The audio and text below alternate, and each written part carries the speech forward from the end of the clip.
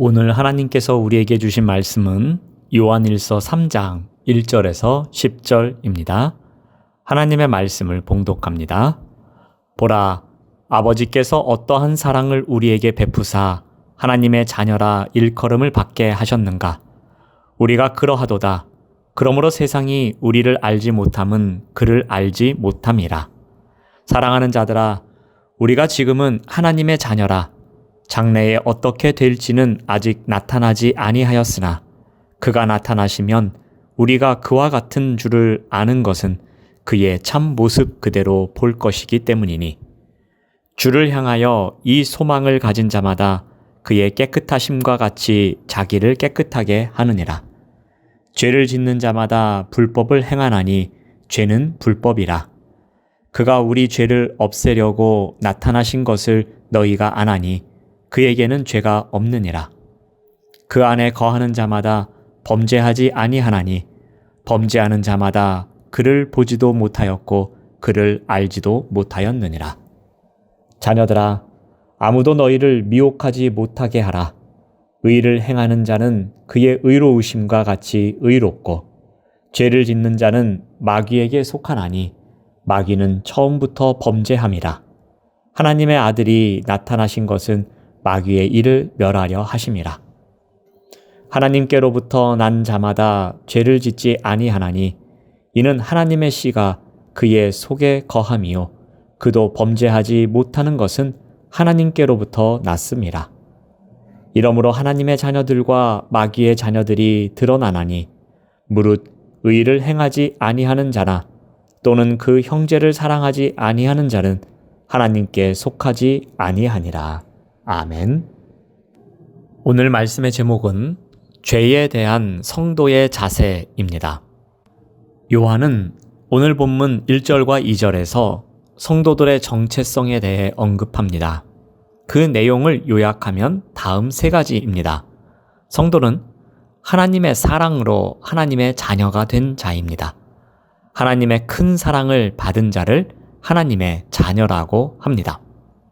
또한 성도는 세상과 구별된 자입니다. 하나님을 알지 못하는 세상이 성도들을 인정하지 않지만 성도들은 구별된 자들입니다. 세 번째로 성도는 장차 영원한 영광을 경험할 자입니다. 그리스도가 나타나실 때 성도들은 부활의 몸으로 그분의 참 모습을 뵙게 될 것입니다.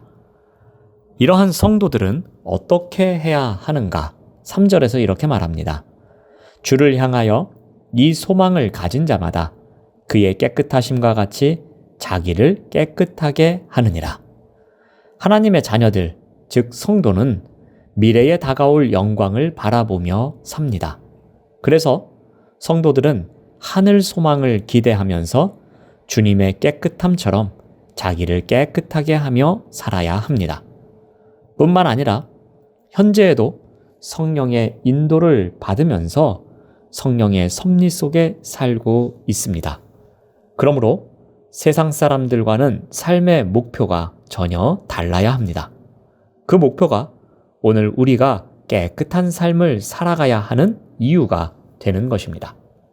이제 요한은 성도가 빛 안에서의 정결한 삶을 위해 죄를 어떻게 다루어야 하는지 말합니다. 먼저 죄 짓는 자에 대해서 말합니다. 4절 말씀을 봅니다. 죄를 짓는 자마다 불법을 행하나니 죄는 불법이라. 죄를 짓는 자는 하나님의 뜻을 드러내는 규율이나 법을 따르지 않고 자신의 뜻이 중심이 되어 불법을 행하는 자입니다. 하나님의 자녀가 아닙니다. 이러한 죄를 없애려고 예수님이 오셨습니다. 5절 말씀을 봅니다. 그가 우리 죄를 없애려고 나타나신 것을 너희가 아나니 그에게는 죄가 없느니라. 여기에 두 가지 요소를 소개합니다. 하나는 예수님의 사역입니다. 그의 나타남은 죄를 없애기 위함이었습니다. 성육신을 포함한 십자가 사역으로 어둠에 있는 자의 죄 문제를 해결했다는 의미입니다. 또 다른 하나는 예수의 삶에 대한 것인데 그에게는 죄가 없다고 합니다. 죄와 불법, 곧 하나님과의 관계를 깨는 것이 전혀 없다는 말입니다. 예수님이 죄를 없앨 수 있는 것은 아무런 죄가 없기 때문입니다. 그러므로 성도는 어떻게 해야 합니까? 6절 말씀을 봅니다. 그 안에 거하는 자마다 범죄하지 아니하나니 범죄하는 자마다 그를 보지도 못하였고 그를 알지도 못하였느니라. 성도는 범죄하지 않는다고 합니다. 이는 죄를 전혀 짓지 않는다는 말이 아닙니다. 이것은 예수 안에 있으면 죄가 없는 상태가 된다는 것입니다. 죄를 짓는 것은 예수와의 관계를 깬 것이란 의미이기도 합니다. 그런데 죄를 짓도록 유혹하는 것이 있습니다. 7절 말씀을 봅니다. 자녀들아, 아무것도 너희를 미혹하지 못하게 하라. 당시 성도들을 잘못된 길로 인도하려는 자들이 있었습니다. 요한은 그들을 2장에서 공동체에서 떨어져 나간 자, 거짓말을 하는 자, 예수님이 그리스도이심을 부인하고 아버지와 아들을 부인하는 자, 적 그리스도라고 칭했습니다. 이와 같은 자들이 성도들을 미혹하고 있습니다. 그러므로 성도들은 어떻게 해야 합니까? 자신을 미혹하지 못하게 해야 합니다. 이것을 위해서 크게 두 가지를 말하고 있습니다. 먼저, 죄를 합리화하지 말아야 합니다. 우리 7절에서 8절 말씀을 제가 새번역 성경으로 읽어드리겠습니다. 의를 행하는 사람은 하나님이 의로우신 것과 같이 의롭습니다. 죄를 짓는 사람은 악마에게 속해 있습니다. 악마는 처음부터 죄를 짓는 자이기 때문입니다. 하나님의 아들이 나타나신 목적은 악마의 일을 멸하시려는 것입니다. 의를 행하는 자, 즉 성도는 의로운 자입니다. 그런데 이러한 성도들을 미혹합니다. 그래서 의와 죄의 구분을 불분명하게 만듭니다. 이때 사용하는 방법이 합리화입니다. 죄를 짓는 것이 당연한 것처럼 생각하게 만듭니다. 궤변으로 현혹시킵니다. 이러한 궤변에 죄를 합리화합니다. 뱀이 하와를 속일 때 어떻게 했습니까? 뱀은 너희 눈이 밝아져 하나님과 같이 될 것이라고 말했습니다. 하나님과 같이 되려면 하나님의 명령에 복종해야 하는데 뱀은 하나님과 같이 되기 위해 명령에 불복종해야 한다고 말합니다. 하나님은 분명히 동산 중앙에 있는 나무의 열매는 먹지도 말고 만지지도 말라 너희가 죽을까라고 말씀하셨습니다. 그런데 뱀은 너희가 결코 죽지 아니할 것이다 라고 유혹합니다.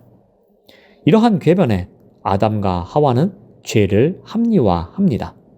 먹음직도 하고 보암직도 하고 지혜롭게 할 만큼 탐스럽기도 합니다.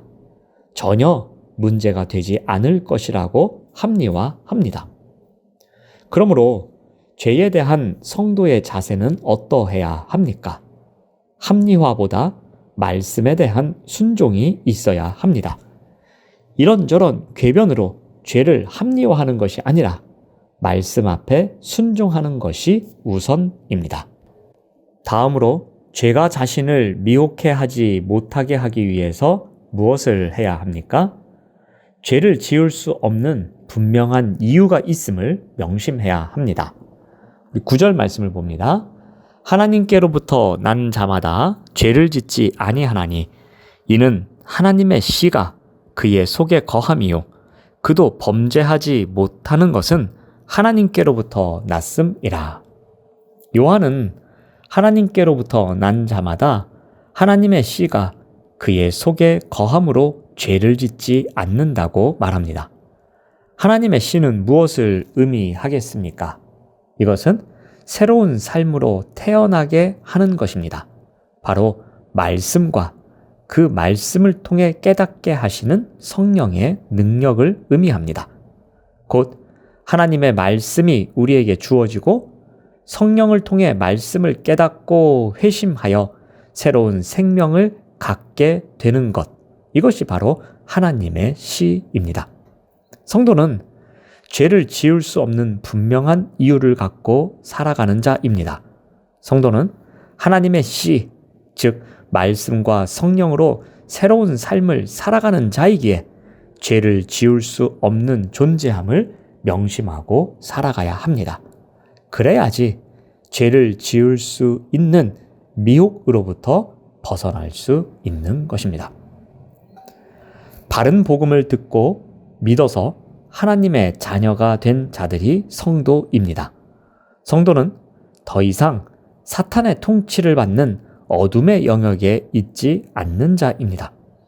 예수 그리스도께서는 우리를 어둠의 영역에서 끌어내셔서 하나님의 통치를 받고 하나님과의 사귐을 누리는 빛의 영역으로 옮기셨습니다. 그러므로 성도인 우리는 오늘 하루를 하나님의 자녀답게 살아가야 할 것입니다. 무엇보다도 죄에 대한 분명한 태도를 갖고 살아가야 합니다. 어떠한 미혹에도 흔들리지 않아야 할 것입니다. 어떠한 미혹에도 흔들리지 않기 위해서 죄를 합리화하지 맙시다. 죄를 지을 수 없는 분명한 이유를 명심하며 살아갑시다. 기도하겠습니다. 하나님 감사합니다. 성도인 우리가 이 땅에서 살아갈 때에 죄에 대한 분명한 태도를 갖고 살아가도록 인도하여 주시옵소서. 죄를 합리화하지 않게 하옵시고 죄를 지을 수 없는 분명한 이유를 갖고 살아가도록 인도하여 주시옵소서. 예수님의 이름으로 기도드립니다. 아멘.